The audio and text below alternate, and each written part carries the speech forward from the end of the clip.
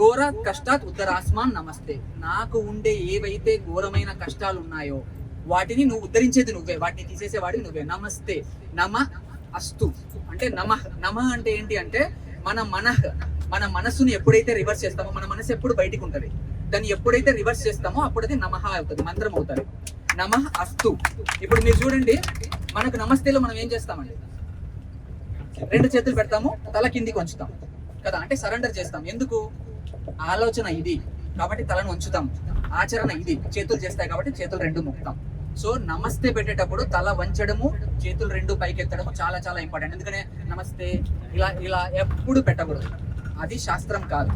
So ఆలోచన ఇక్కడ, ఆచరణ ఇక్కడ, కాబట్టి ఈ రెండింటితోనే తప్పులు చేస్తాం మనం కదా. ఇక్కడ ఏదైతే ఆలోచన ఉంటుందో దాంతోనే ఈ ఆచరణతో తప్పు చేస్తాం. కాబట్టి ఆ ఆలోచనని ఆచరణని రెండింటినీ అవతల ఉండే వ్యక్తిలోని పరమాత్మకి మనం అర్పిస్తాం. అది నమస్తే ఒక